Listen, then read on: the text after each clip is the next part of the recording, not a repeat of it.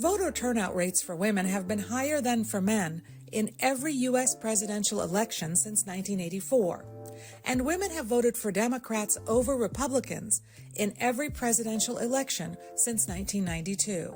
Not only do women turn out more than men, but they live longer than men. So those older groups are going to be much more represented by women. So it's important to have women if you're a Democrat running for office. Using the latest U.S. Census numbers, demographer William Fry of the Brookings Institute analyzed what the women's vote will look like in 2024. He says the trends favor Democrats, in part because more voters today are college-educated women. Non-college educated women, who are historically more likely to vote for the Republican presidential candidate, will account for less than 40% of the electorate. Back in 2012, these so-called working-class women made up almost half of the voting population. Back in 2012, white non-college women were 48% of all women. Now they're just 38% of all women.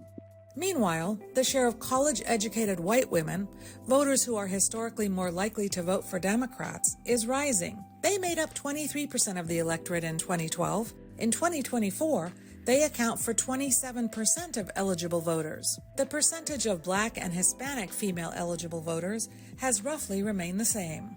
In 7 key battleground states, the share of white non-college educated women far surpasses the number of white college-educated women. But even among those states, the college-educated group of white women is increasing, the non-college is decreasing. Which candidate will be able to harness the power of the woman's vote? Women made their voices heard during the 2022 midterm congressional elections.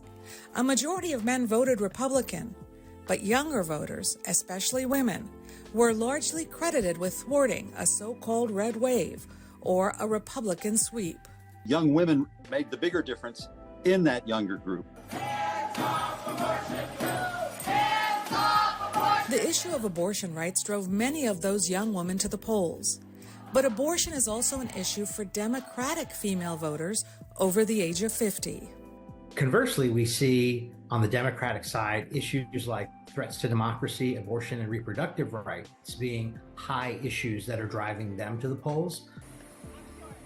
Then there are the factors demographers and pollsters can't calculate, and that's whether a woman candidate, who is also a woman of color, will drive up turnout among women voters. College-educated women tend to turn out more than non-college women, number one, and if there's a special, excitement about this candidate, the fact that we now have a woman candidate may propel some of that a little more.